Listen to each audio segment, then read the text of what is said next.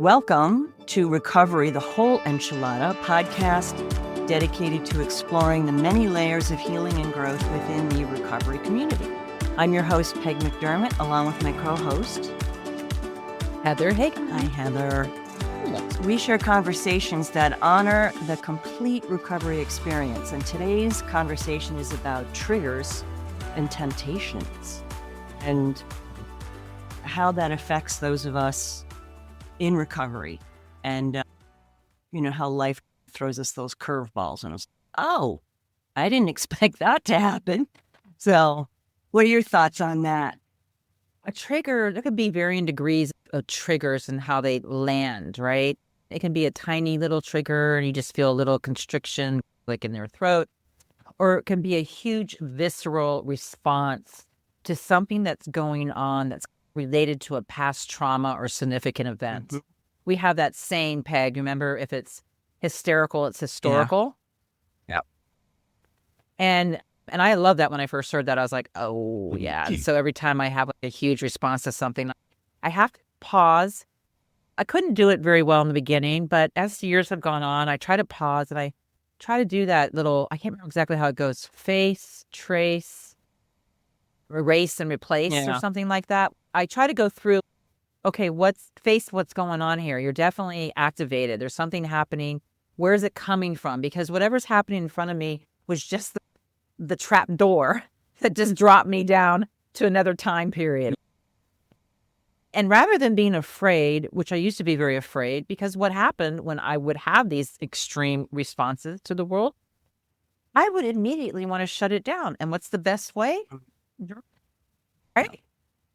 Do something, a drug or alcohol quickly and fast. Man, that will just, that's the firefighter. Put out the fire, baby, and do it quick and fast. And so when I got sober and I made the choice to abstain from these things, it's awful to feel a trigger and to really be hijacked by it and then to lose time. And it can be a smell.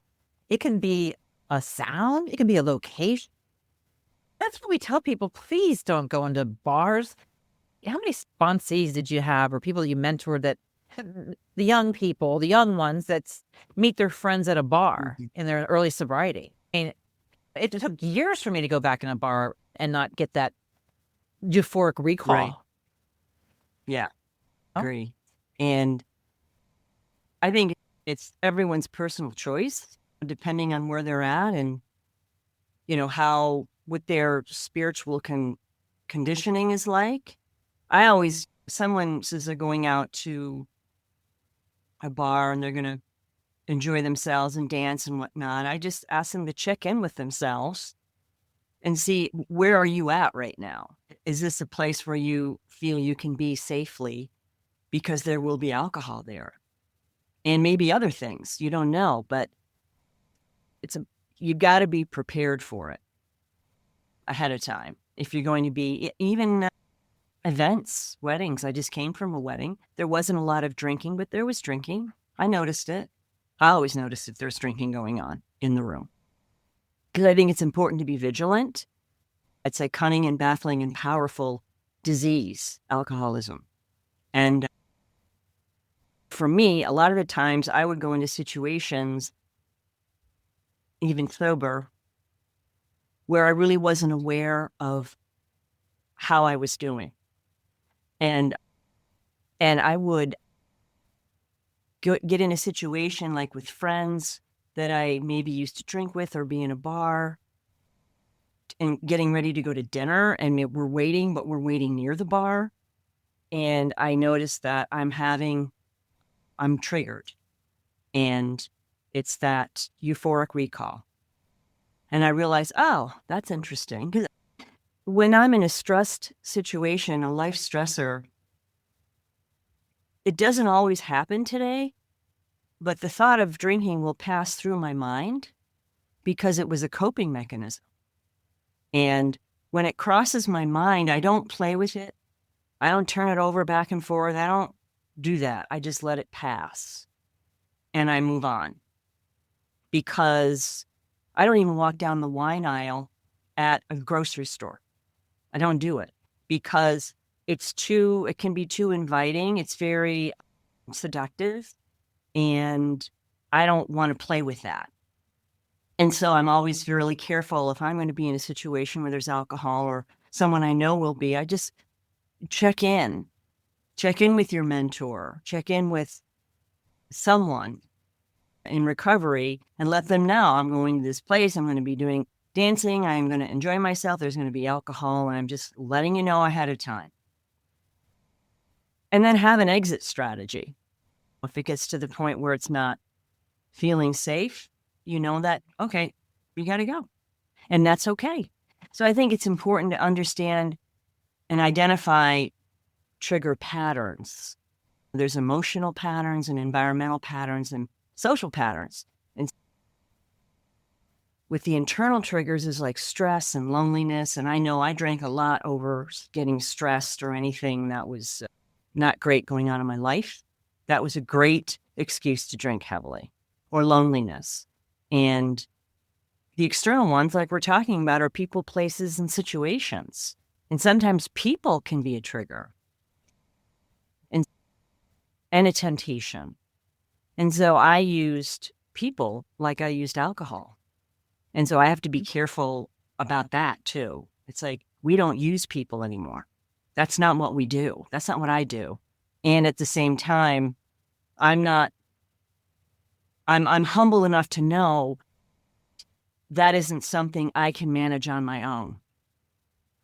I need to talk to my sponsor, and I need to have a relationship with my higher power. I need to be honest about it.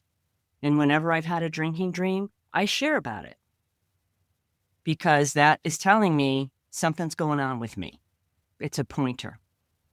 I don't know why this has come into my mind, but I remember when you're talking about people, the joke of the two-legged bottle, right?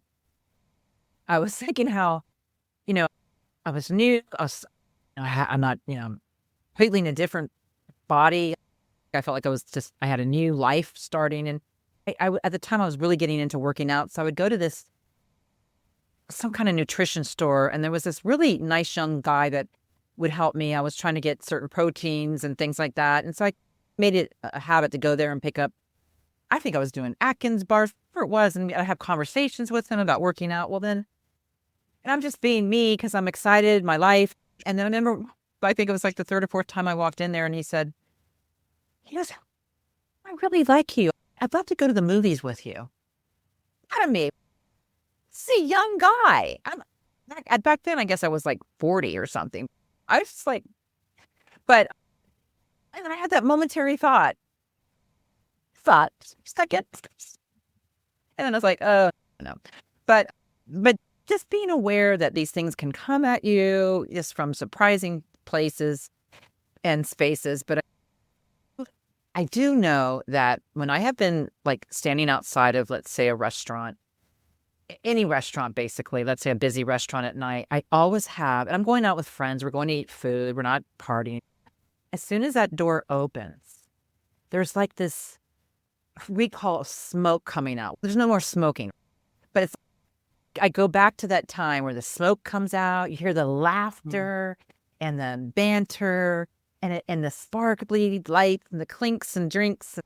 And it's just for that one moment, I just had this little mini euphoric moment, like just that excitement and that anticipation. And then I'm like, oh, yeah. No, I can think that through. That is not going to be fun when I think about me at the end of the night, closing the bar, slurring and not wanting to go home, and then crying because I'm going to be hungover the next day. It was just so sad. So I just know that a lot of what I've got to do now is actually be very careful where I place myself. I need to be safe in what I do. Yep. That's one of the things. Identify these triggers. Know that they're there. They're always probably going to be there. But how much do I need to be exposed to them? So when I plan out my life now, who am I going to be with? Where am I going to go? What's fun for me? Am I around other people that define fun the same way I do? Because when I've been out with people that don't define fun this way, and going and sitting in a bar and drinking and laughing, and I've gone and done that. And it's not that great for me. I'm not sitting there going, I want to drink, but I'm just like not really enjoying that bar. Be outside in a back deck of a person's house and there's different scenarios where it works better.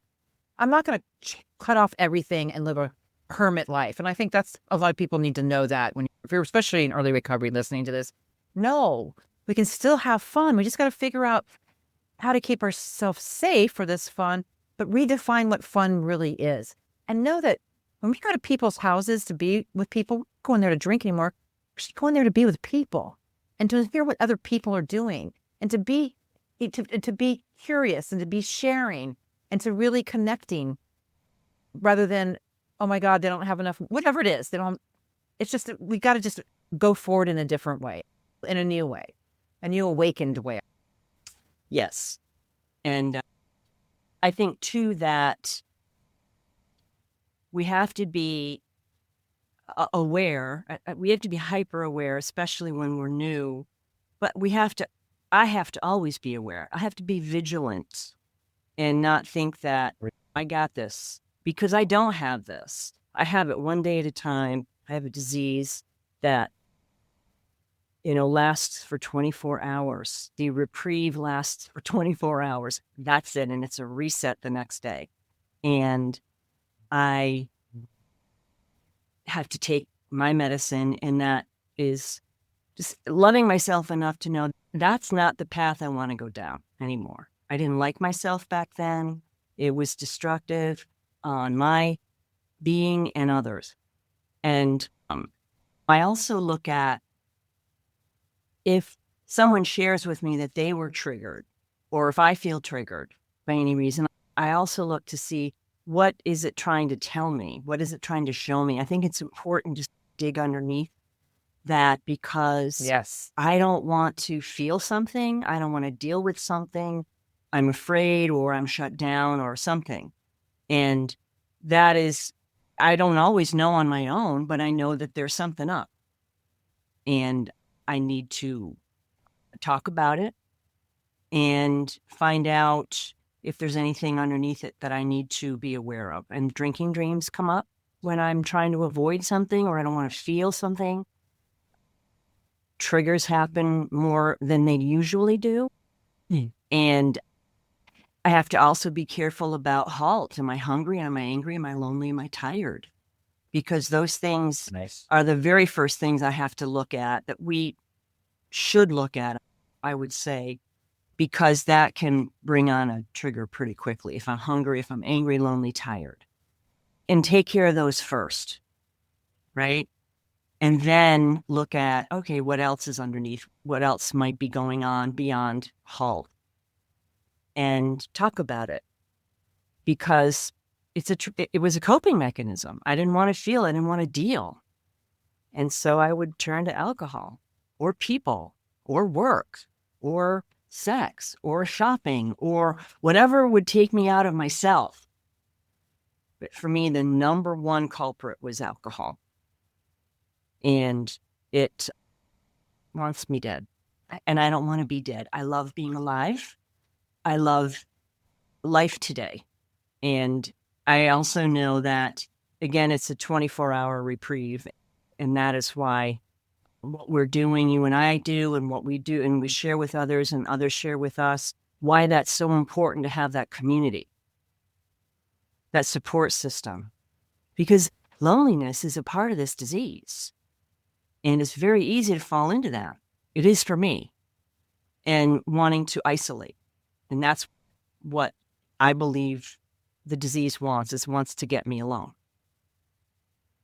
And then convince me in my own voice that I don't have this disease. So being aware, halt, environment, people, situations, just being aware of those things, because life isn't going to stop being life. We just changed. We have different tools today. And then a lot of my work with clients and with people in recovery, I listen to a lot of stories and I hear a lot of abuse and traumas that people have gone through. And that can be very unnerving to be the receiver, to listen to that. There's actually a disorder called secondary stress disorder, which is you are vicariously being affected by the person's story. Happens a lot, particularly with people working with children. That's a real big one for people. But I feel like when I'm working with people that are in recovery, that I'm hearing their little children talk about what happened to them. And I have to be very careful afterwards because all of a sudden I'm flooding with sadness and anger at the same time at how can people do this to to children. And so this is just another dimension of it. And so I have to be very careful in how I take care of myself. Oftentimes I have to call someone and just say, look, I just heard this. I just need to share this because I'm flooding right now. And I almost feel like I can't separate what happened to them, to me, to myself. Now, I will tell you that the practices that you were mentioning and this grounding practice in these, when you're releasing trauma, shaking, rubbing the arms, holding onto a rock, grounding techniques to remind myself that I'm in this present moment, taking these breaths in, affirming that I'm here, affirming that my higher power has my back. I can move through these moments and not be too hijacked by them. But sometimes they stick to me and sometimes they accumulate. And I have had people that I've worked with, particularly when I've been in a mentoring position with someone and I've given them a lot of my time and I've walked them through some very difficult experiences and they're growing and they're getting better. And then all of a sudden it feels out of left field. They relapse. And then I can't help but be triggered to think that somehow I should have seen this. Somehow I should have stopped this, or where were the signs? And then I'm having a reaction now, and I'm really triggered because I'm thinking, oh my gosh, they were hiding, they were lying, and I make it all about me because it's about me that I wasn't there to stop them. It's just insane what happens as you go along. But like you said, and this is the truth, anytime we have these triggers and we're activated, there's something going on that's deeper behind that. And there's healing that's going to happen from this. And yes, maybe I didn't react the right way in a compassionate, loving way in that moment, but I will cycle back to coming to that place and I will make amends for that. But I also need to protect my hurt parts because usually it goes way back to my life very young. And I don't feel safe with that person anymore. And I've got to figure out, how do I learn to trust again? Because this trust thing, it can be a real problem when you haven't had trust with people in your life. And that's a trigger in itself, not being able to, when trustworthy behavior comes into your life, that triggers this, walls up. Right. Can you relate to that? 100%. And I don't think we come to the party with a whole lot of trust to begin with. And so I didn't. And it takes, I have to be aware of where I'm at, who I'm with, and know that I am safe, that I am in a safe space. I am safe regardless of what might be going on around me. And if it doesn't feel safe, I can remove myself from the situation, because we can't predict what's going to happen in life. We can't predict if someone has decided to go back out, and they make that decision long before they pick up. And it's something that you can play with in your mind and eventually convince, because we're wired in a certain way. I'm wired in a certain way. My brain will tell me if I start to drift away from what is healthy for me. My brain will tell me that it's okay. You've been sober for a long time. You should be totally fine now. And that is a huge, red flag. And I don't get those thoughts very often, but I will get thoughts of, if I'm out, especially now that it's getting close to summer, and being out and having a cold beer. And I laughed because it was never just a beer. ever. It was never just a happy hour with the happy days. And it was like, and that's where part of this too is, oh, it's very, what did you say? That euphoric recall, that seductiveness of it. And it's, okay, wait a second. Yeah, a cold beer sounds really good right now, but what would I do with that? Where would I go with it? And I take it, it's way down the road. I take it way past that one beer. And at the end of the road, what does that look like?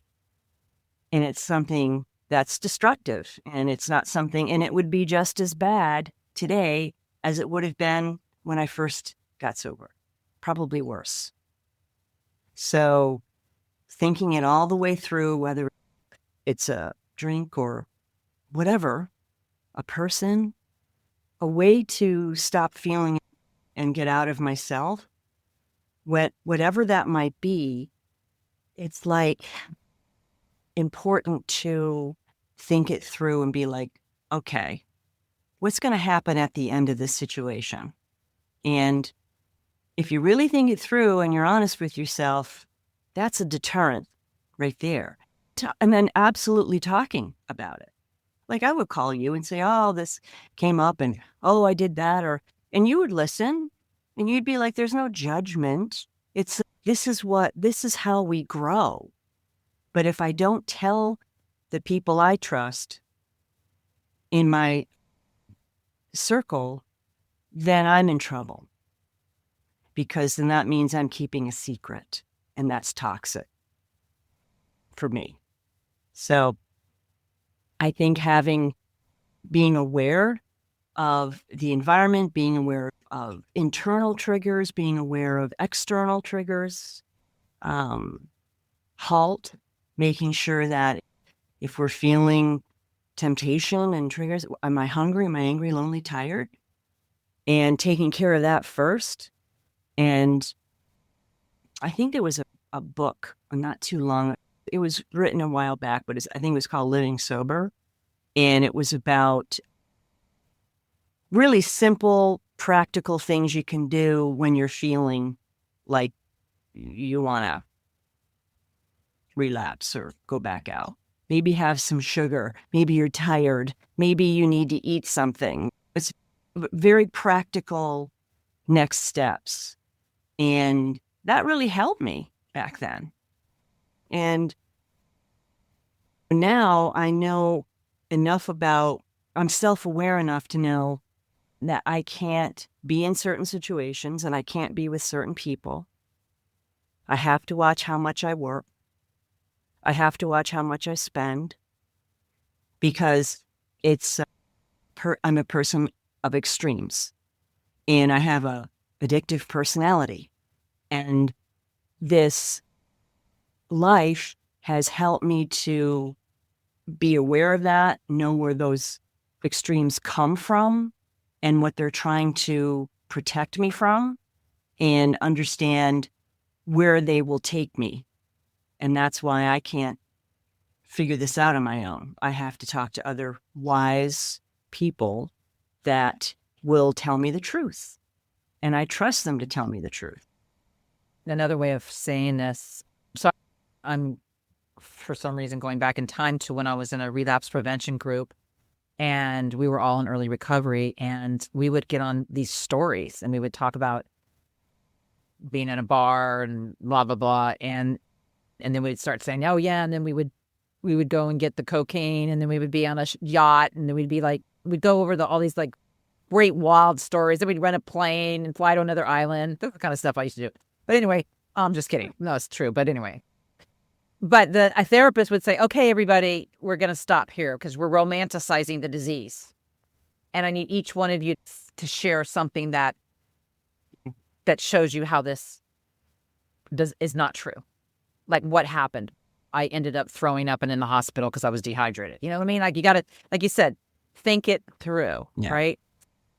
And so that I was just thinking about those aspects of it. But it's just when we get these triggers, these things that bring us to the past, even something like that, a romanticizing thought about it can bring that back. Now, I will I do want to say that one of the things that also I think is important is that as we try to live more awakened lives and have more self-mastery of our emotions, because a lot of this journey is learning how to feel again and then learning how to manage these emotions and to be able to recognize when you have been triggered, when you lashed out. The lasher outers and the fighters, like myself, always are having to say, I'm sorry that I called you this or that. And then there's the freezers, oftentimes just turn inward and they don't respond, right?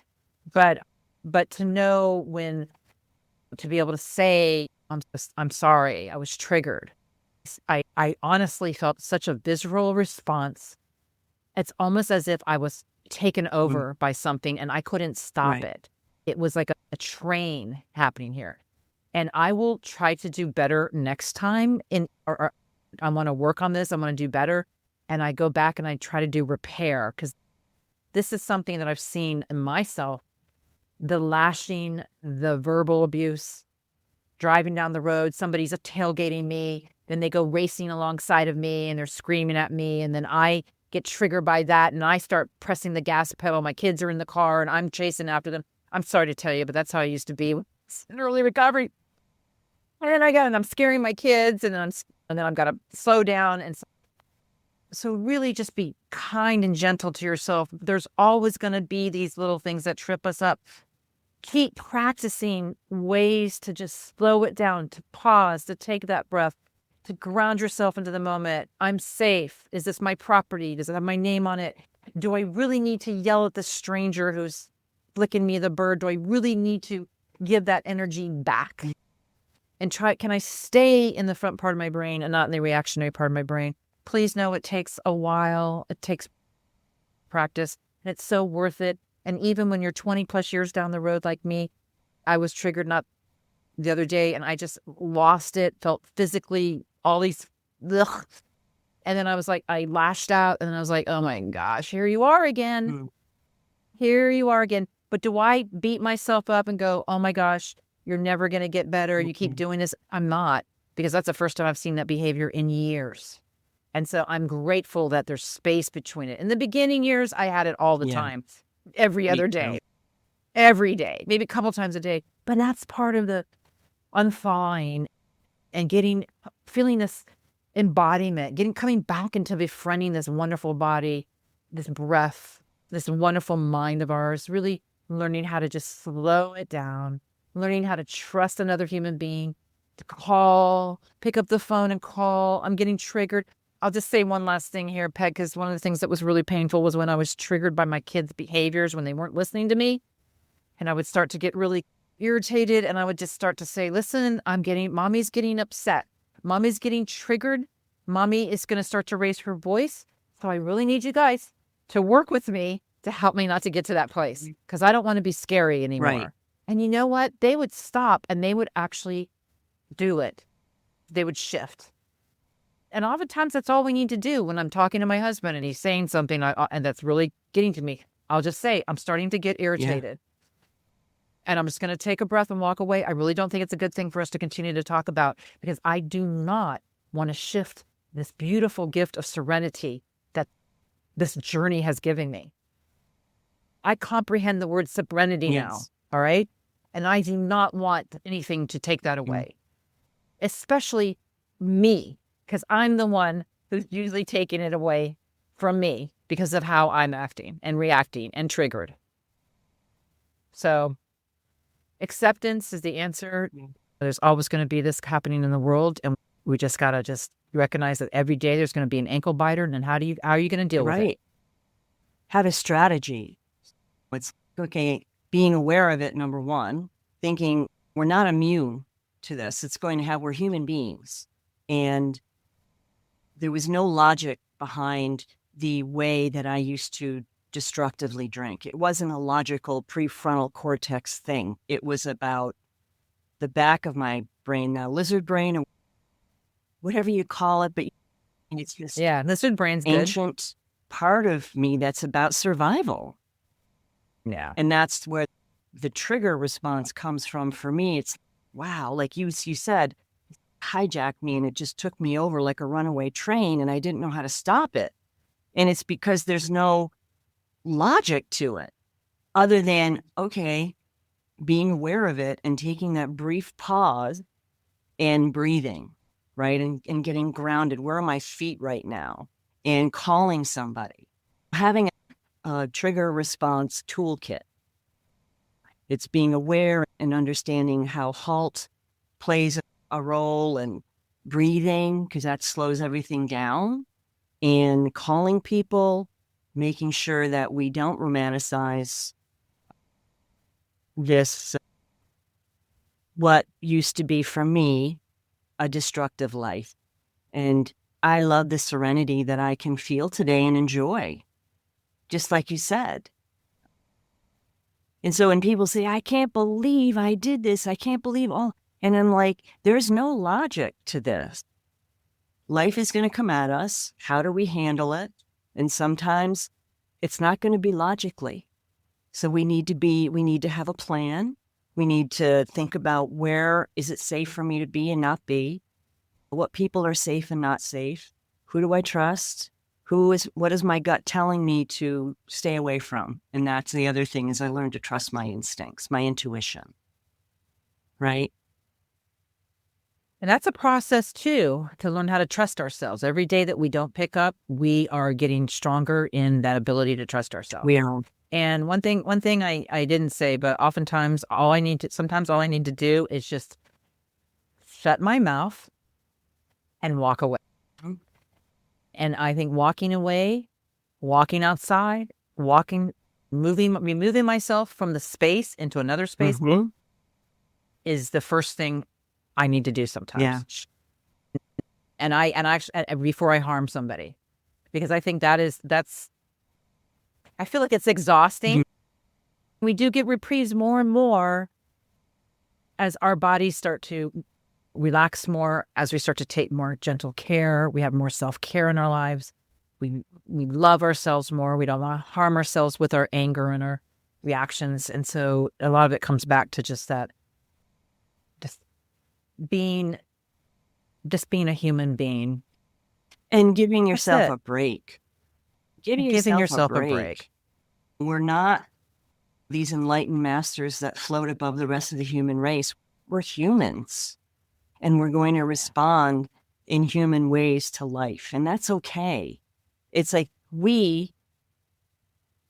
I unfortunately had an unhealthy way of coping with all that. And today I've learned new ways of coping with difficult situations that come up. And they will come up.